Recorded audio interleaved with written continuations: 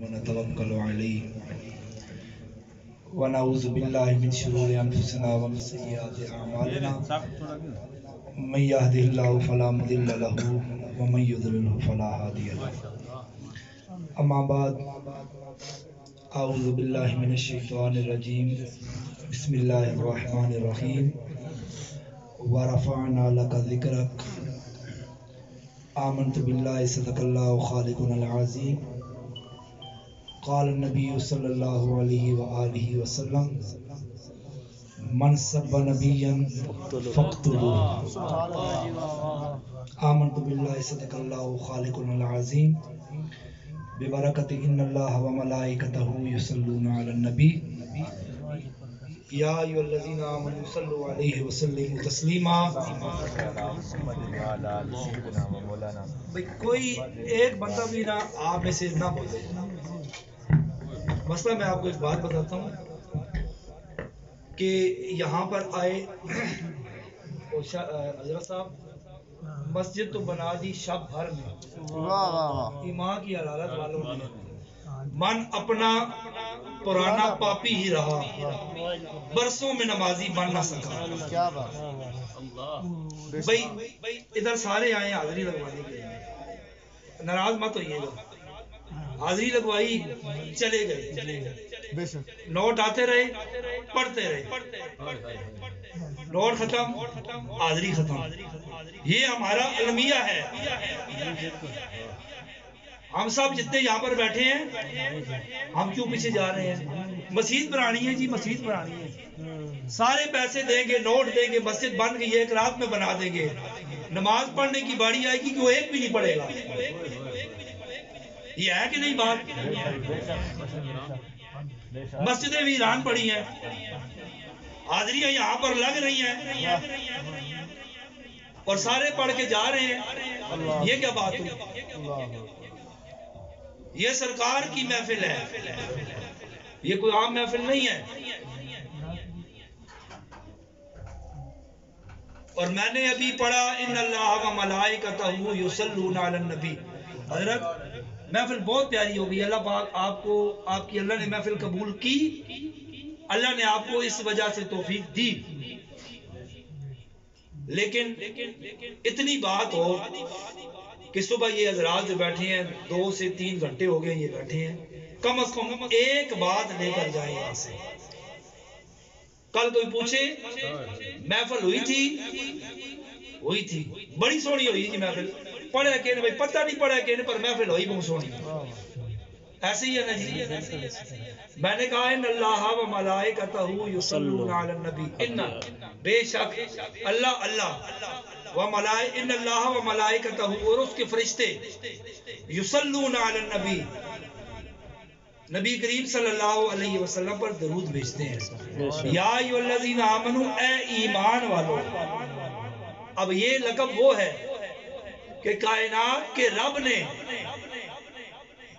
جو امت محمد صلی اللہ علیہ وآلہ وسلم سے جب انبیاء کرام اس دنیا میں تشریف لاتے تھے نا، تو رب ان سے خطاب فرماتا تو رب فرماتا تھا یا ایھا الذین آمنوا، اے ایمان والو۔ اور ہم جیسے گناہگاروں کو اللہ نے اگر قرآن میں پکارنا چاہا تو رب نے فرمایا ان اللہ و ملائکتہ یا ایھا الذین آمنوا، اے ایمان والو کیا کرو؟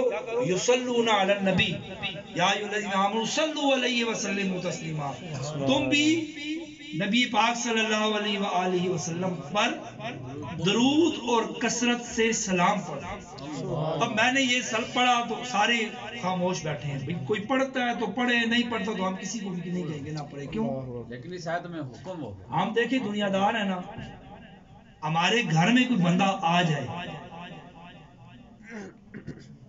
ہمارا دل ہو، ہم کہتے ہیں جی اندر تشریف لے آئیے، نہ دل ہو تو کہتے ہیں جی کہتے ہیں ابا جی گھر میں کوئی نہیں، باہر سے اسے بھیج دو۔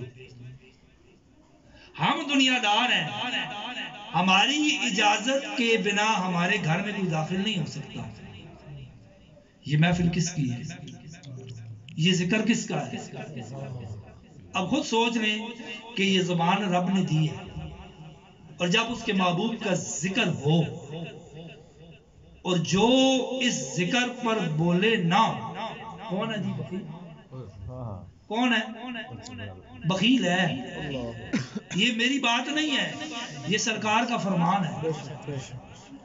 اور ایک مرتبہ سن لے کہ جو بندہ ایک مرتبہ دروشی پڑھتا ہے، صرف ایک مرتبہ جو دروشی پڑھتا ہے نا، حضور علیہ الصلوۃ والسلام نے فرمایا کہ جب میرا ایک امتی مجھ پر دروشی پڑھتا ہے نا تو اللہ نے ایک اتنا بڑا فرشتہ بنایا ہے کہ جس کا جو سر ہے نا وہ 7ویں حجاب کے ساتھ لگ رہا ہے، قدم جو ہے 7ویں زمین پر ہے، یہ والے جو اس کے پر ہیں نا جہاں پہ شرق ختم ہو رہا ہے وہاں پر ہے، یہ والے پر وہاں ہیں جہاں غرب ختم ہو رہا ہے، سامنے والے پر وہاں ہیں جہاں شمال، اور بیک والے پر وہاں جہاں جنوب ختم ہو رہا ہے. صرف پڑھنے والے نے ایک مرتبہ دروشی پڑھا، اللہ رب العزت اس فرشتے کو حکم فرماتے ہیں کہ اب رحمت کے دریا میں غوطہ لگا. وہ لگاتا ہے رحمت کے دریا میں غوطہ. اب رب فرماتا ہے کہ اپنے پروں کو ہلا. اب وہ ہلاتا ہے اپنے پروں کو، اور اس کے پروں سے جتنے بھی قطرے گرتے ہیں نا، رب کائنات ہر قطرے سے ایک ایک فرشتہ بنا دیتا ہے. اب اس فرشتے کی ڈیوٹی کیا ہے؟ اس فرشتے کی وہ پوچھتا ہے یا اللہ ہم کیا کریں، ہماری کوئی ڈیوٹی لگا. تو رب کہتا ہے جس نے ہمارے محبوب پر پڑھا نا درود، تیری ڈیوٹی یہ ہے نا کہ تو قیامت کے دن تک اس کے لیے مغفرت کی دعا کر. سبحان اللہ. اب دل کرتا ہے تو پڑھ لیں، نہیں دل کرتا ہے تو نہ پڑھتا ہے. اللہم صلی علی سیدنا محمد وعلی آل سیدنا و مولانا محمد مبارک وسلم وسلم علیہ. الصلاۃ والسلام علیک یا سیدی یا رسول اللہ وعلی آلک و اصحابک یا سیدی یا حبیب اللہ.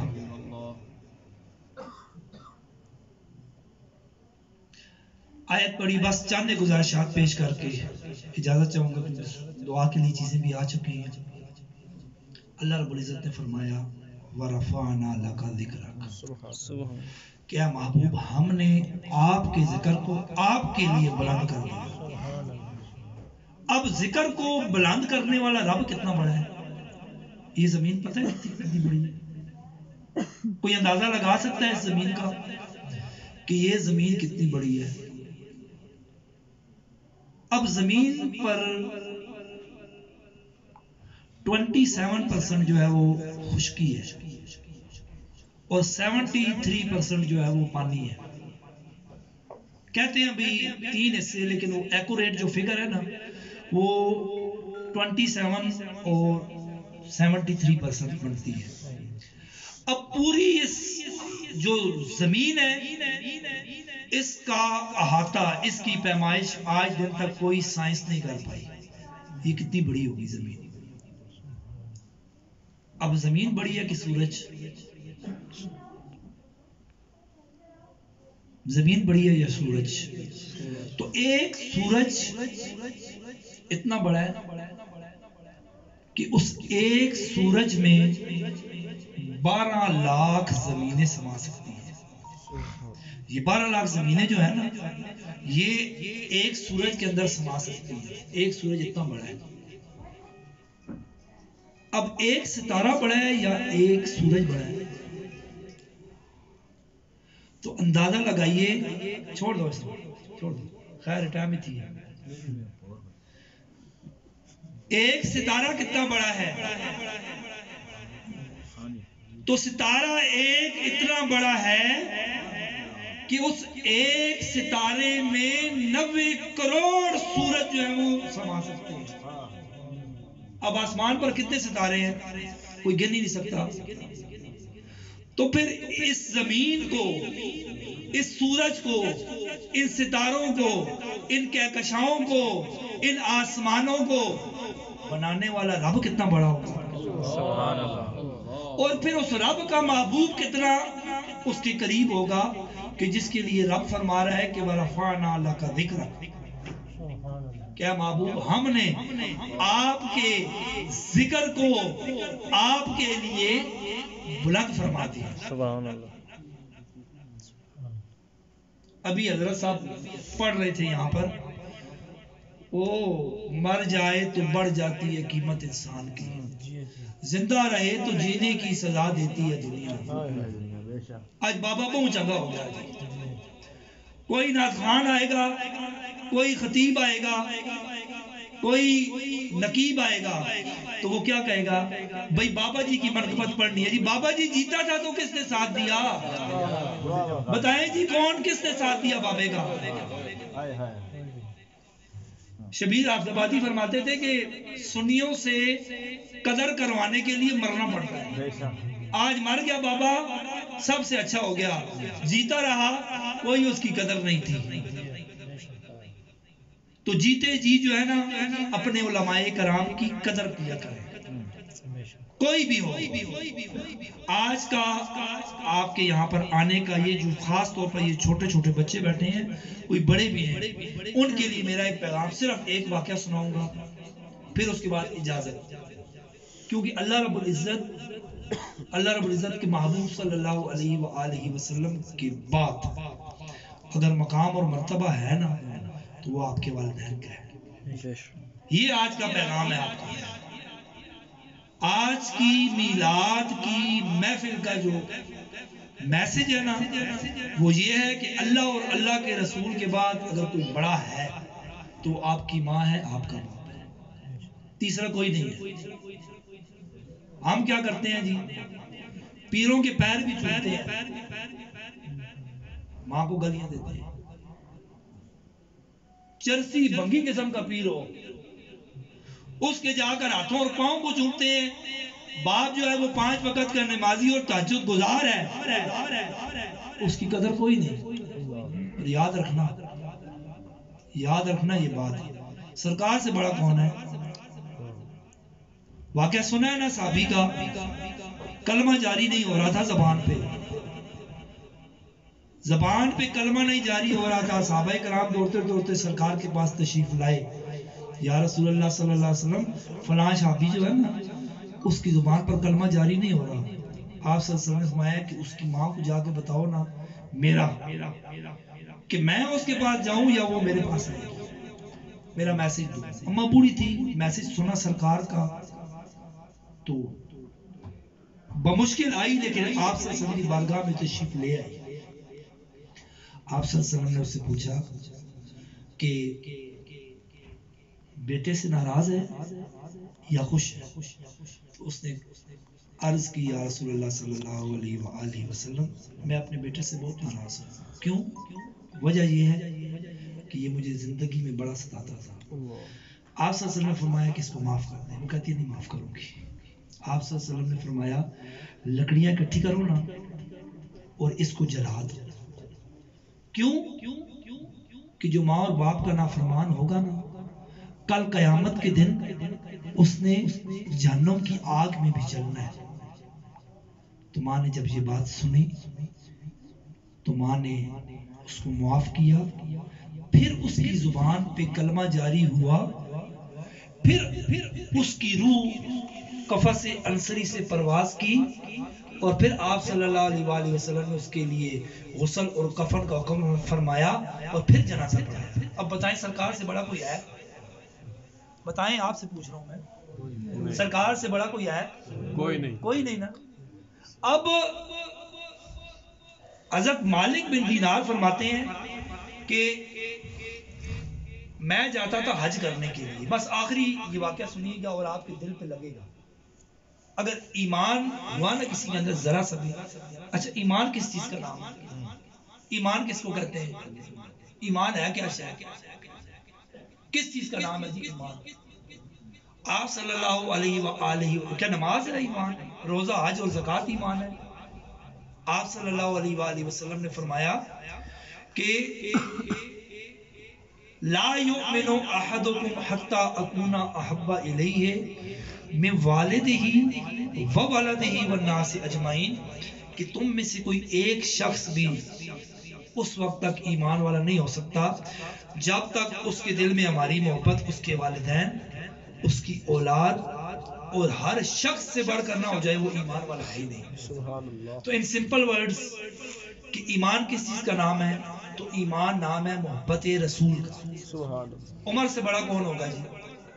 جن کے بارے میں رسول پاک صلی اللہ علیہ وسلم نے فرمایا کہ میرے بعد نبی کوئی نہیں ہوتا تو یہ عمر ہوتا. سبحان اللہ. راستے سے گزر کے جا رہے، آمنا سامنا ہو گیا عمر سے، پوچھا آپ سے کتنا پیار کرتے ہو؟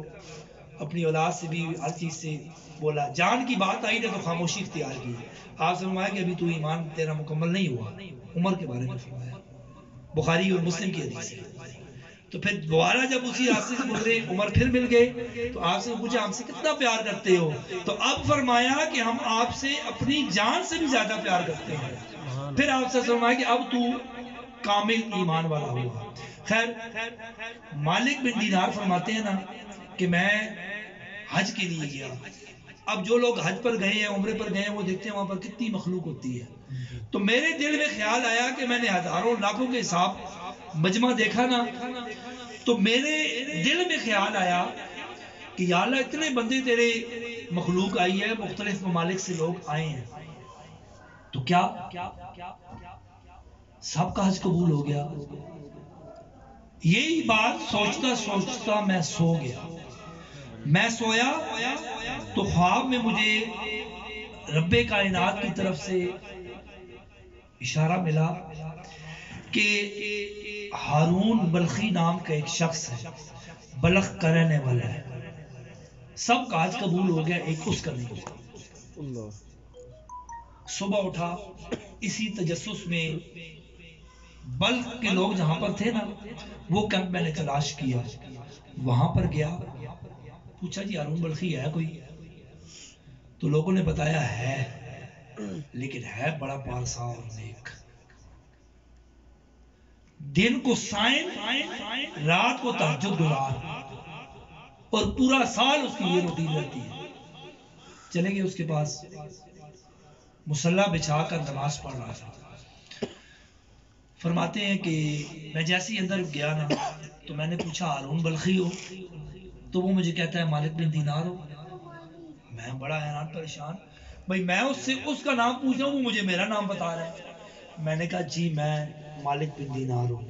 کہتا ہے یہی بتلانے آئے ہو نا ہمیں کہ تیرا حج قبول نہیں ہوا؟ میں اور پریشان. بھائی ایک تو اسے میرے نام سے بھی شناسائی مل گئی، اور دوسرا مجھے یہ بھی بتا رہا ہے کہ یہ بتانے آئے ہو کہ میرا حج قبول نہیں ہوا. میں حیران و پریشان ہو کر اس سے کہتا ہوں کہ بالکل یہی بات بتلانے آئے ہو، لیکن تجھے یہ بات کیسے پتا ہے؟ تو اس نے کہا 40 سال ہو گئے ہیں حج کے لیے آ رہا ہوں، ہر سال کوئی نیک بندہ آ کے بتا جاتا ہے تیرا حج قبول نہیں ہوا. 40 سال سے یہ روٹین ہے. پوچھا گیا وجہ کیا ہے؟ اس نے کہا کہ وجہ نہ پوچھو، آئے تھے تو آپ نے ہمارے ہاتھ چومے، جاؤ گے تو ہمیں جوتیاں مارتے ہوئے جاؤ گے اگر ہمارے کارنامے آپ نے سن لیے. مالک بن دینار فرماتے ہیں کہ میں نے اسے جب اصرار کیا نا تو وہ شخص رو پڑا جس کا نام محمد ہارون بلخی تھا. میں نے اس کو دلاسا دیا اور عرض کی کہ بتاؤ. تو وہ کہتا ہے یہ 40 سال پرانی بات ہے، میں جب پیدا ہوا تھا نا تو سونے کا چمچ منہ میں لے کے پیدا ہوا تھا. بھائی اتنا صاحب حیثیت تھے میرے پیرنٹس، میرے گھر خاندان والے، میرے ماں اور باپ اتنے مالدار تھے. چھوٹا تھا، باپ اس دنیا سے چلا گیا، ماں نے بڑی محبت، شفقت اور پیار سے مجھے پالا، پال پوس کے جوان کیا، شادی کرائی. اور میں بری سوسائٹی میں جب پڑھا نا شراب کا عادی ہو گیا، شراب پیتا تھا اور برائی کے کام کرتا تھا. رمضان کا مہینہ تھا، آیا گھر میں، عصر اور مغرب کے درمیان کا ٹائم تھا. اماں تندور پہ روٹیاں لگا رہی تھی. میں نے ماں سے روٹی مانگی.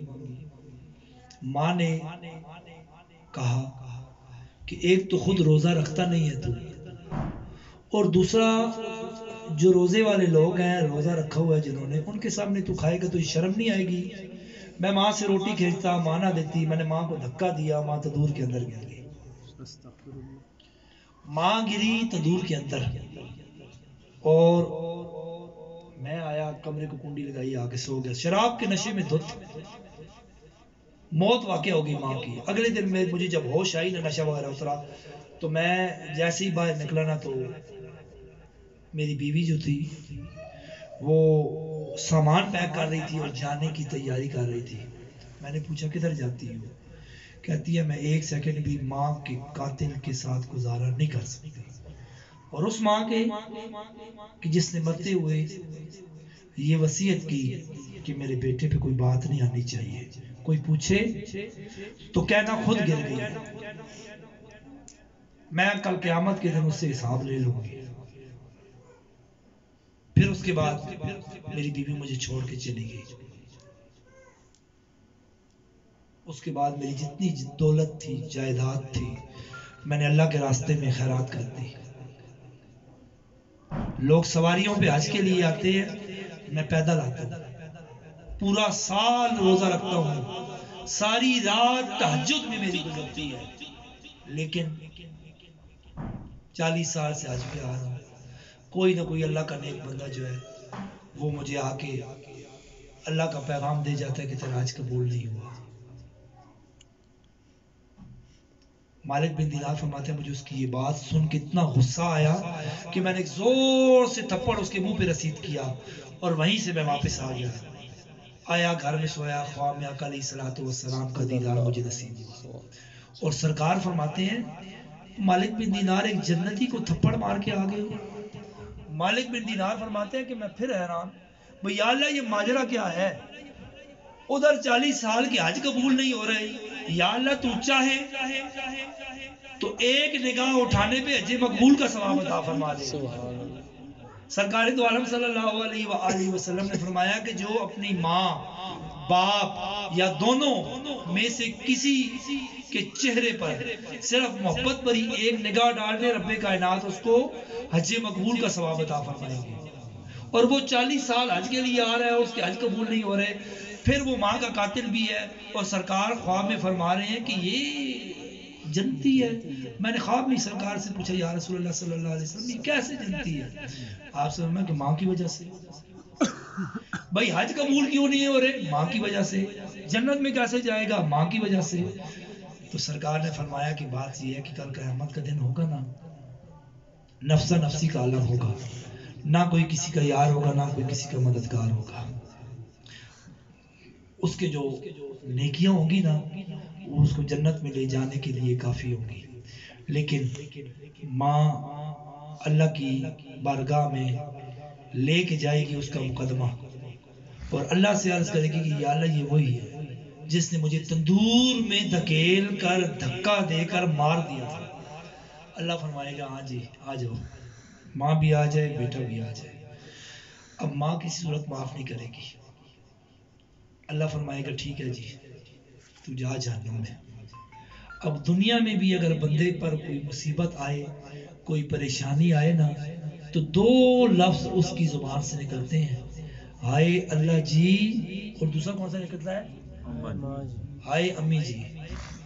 اب وہ ایسے مڑ مڑ کے دیکھے گا نا, یا کوئی بندہ پریشان ہو بے بس ہو جائے, اب وہ جا رہا ہوگا جہنم کی طرف, ایسے مڑ مڑ کے دیکھے گا نا تو ماں جا رہی ہوگی جنت کی طرف, ایسے مڑ مڑ کے دیکھے گا, جیسے ہی اس کا ایک پاؤں ایسے ہوگا نا ایک جہنم کی طرف, جیسے ہی اس کا ایسے پاؤں ہوگا نا تو ماں کو دیکھے گا تو ماں ایسے کر دے گی, کہے گی آج میں نے تجھے معاف کیا, اور وہ دوڑتا ہوا آئے گا اور اپنی ماں کے گلے لگ جائے گا. ماں کہے گی یا اللہ میں نے اسے معاف کر دیا, تو بھی اسے معاف کر دے.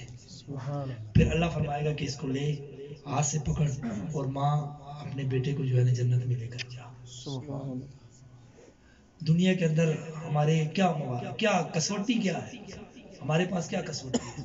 میں نے ابھی آپ کو بتایا عرض کی کہ والدین وہ نعمت ہے نا جن کا متبادل کوئی بھی نہیں ہے اس دنیا میں.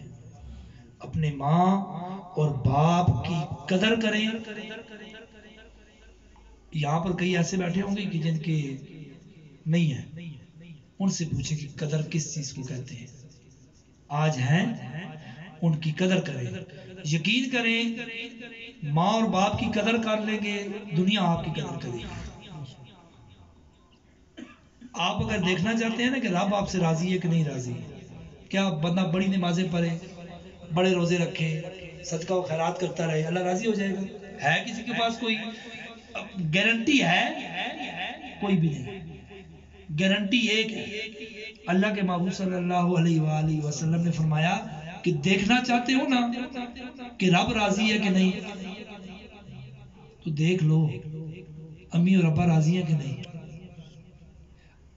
اللہ نے اپنی رضا والدین کی رضا میں رکھ دی اور اپنی ناراضگی والدین کی ناراضگی میں رکھ دی.